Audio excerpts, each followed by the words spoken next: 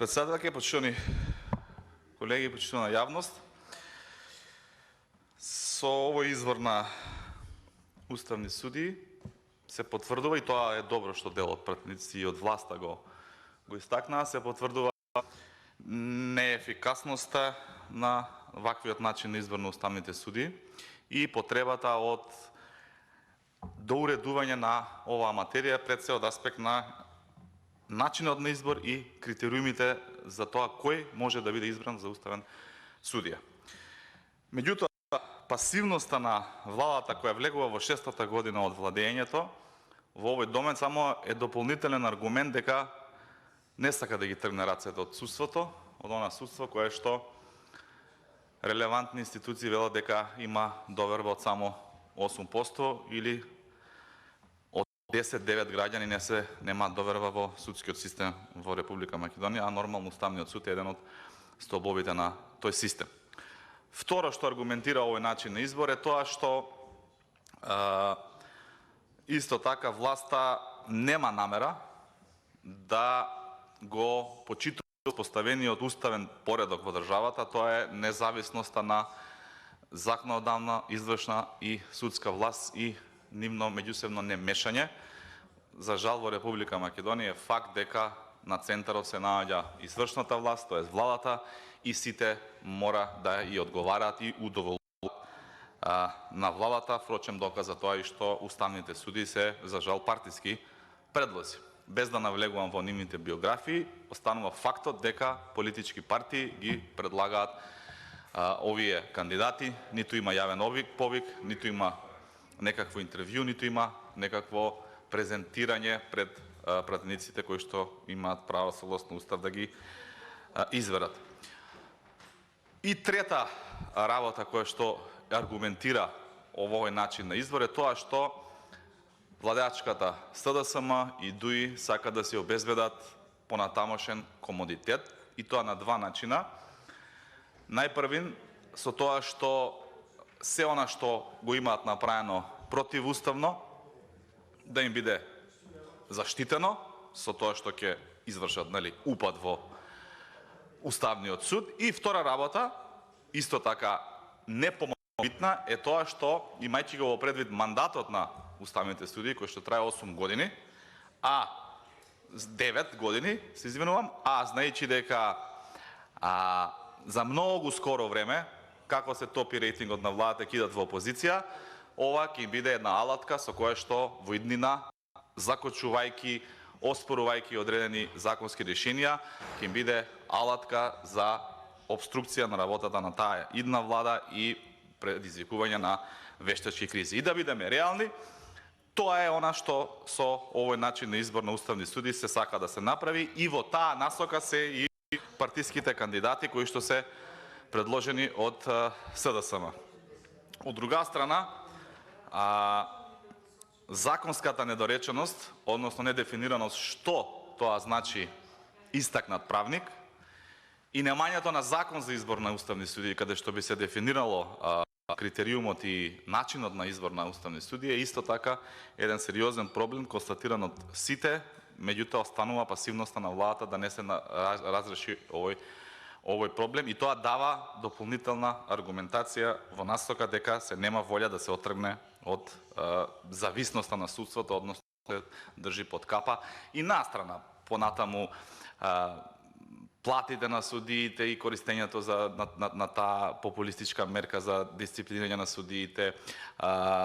инвестициите во судството, финансиската независност која што апсолутно е под капата на владата, се тоа во еден сплет на околности во оваа држава. Не е јасно зошто имаме ваков уставен суд како што имаме и зошто имаме ваква доверба во судството. Примерот со Кацарска го докажа сето ова што го зборуваме.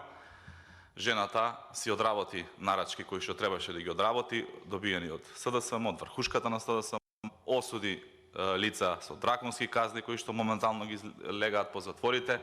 си ја заврши условно кажано својата задача и нормално очекуваше и доби награда за таа незина работа со тоа што беше најпрвен избрана за уставен судија, а подоцна и избрана за председател на Уставен суд, и апсолутно незината јавна пристрасност кон СДСМ и незиното извршување на задачите на СДСМ е јасна на секој во оваа држава и тоа е тоа што ќе мора да се справуваме и во наредниот период. Делот на истакнат правник, колку и да не е дефиниран, по природа на нешто треба да се подразбира, барем кога се кандидираат луѓево, и јас не можам да се сложам дека анонимни типови кои што воопшто не се познати на јавноста се поистакнати правници од професори на правниот факултет. И тоа мало дете да го сретнете на улица, да прашате кој е поистакнат правник, дали професор на правен факултет или некој дипломиран правник со правосуден испит или магистратура од пред месец-два, сигурно дека ќе ви одговори дека истакнат правник е оној кој што е професор на правен факултет. Дополнително, тука од биографиите може да се прочитат и делот на научните трудови, делот на општествени процеси, изработка на законски решенија и така натаму. Се она што нормално, природно и логички се подразбира под истакнат правник и она дејност на правниците. Ми се ова се занемарува и да бидам реален, ова ќе си помине вака како што ќе си помине, ние ќе си зборуваме и ќе си критикуваме, на крај гласачката машинерија ќе си наброи потребниот кворум за гласање и ќе си ги изгласа овие суди, ќе си членат членови на Уставен суд и нормално потоа ќе спроведуваат насоките и задачите кои што ќе ги добиваат од вршушката на СДСМ, односно и ДУИ, односно на од оние кои што ги поставиле на овие функции. Јас единствено што можам од овдека да излечам позитивно и да апелирам до сите пратеници, пред се до пратениците од власта, е она што барем провејува ни сите и нивни дискусии, е делот од потребата од суштински реформи во правосудниот систем, пред се носење на закон за уставни суди, закон со кој што ќе го уредиме изборот и пред се критериумот за избор на уставни суди и можноста заради консензуално одлучување на власта и опозицијата и изголемување на довербата на сите граѓани во институцијата Уставен суд, тоа да биде направено со двотретинско мнозинство, затоа што имаме позитивни примери во изминатиот период на пред се тука ќе ја споменам Државната комисија за спречување на корупција, па и изборот на директор на ОТА, кој што ги бираме со 2/3, и мислам дека се позитивни примери.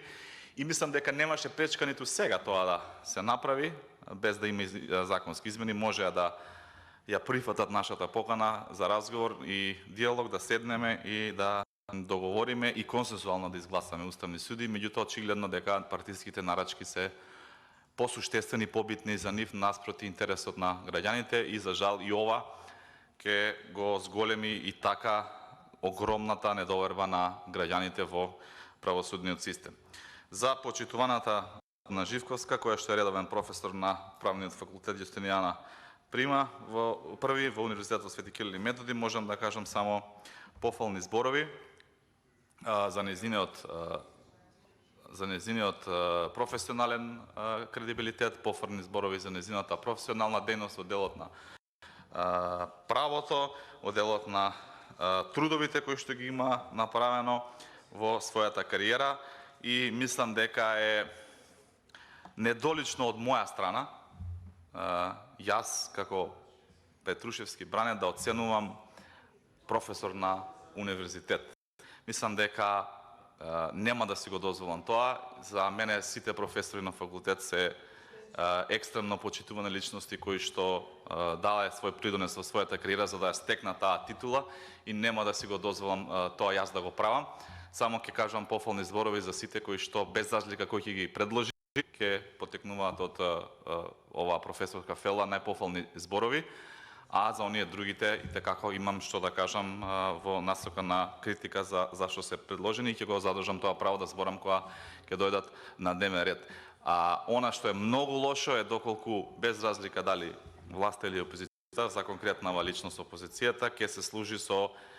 одредени дезинформации, полуинформации, лажни и полулажни вести со цел да го дискредитира ликот и делото на Родна Живковска, и мислам дека имајќи во предвид исходот од ова гласање, затоа што сите знаеме дека во ова собрание нема да се случи не знам како пресврт, да го задржиме дигнитетот на ова собрание и да не влегуваме во дискусии и во дебати со кои што ќе дискредитираме личности кои што за жал не им овозможивме да бидат тука и да се бранат како што беше предлогот на колегата Антонио Милошевски. За жал владеачкото мнозинство тоа не го дозволи и така што мислам дека е во најмала рака цивилизирано да оставиме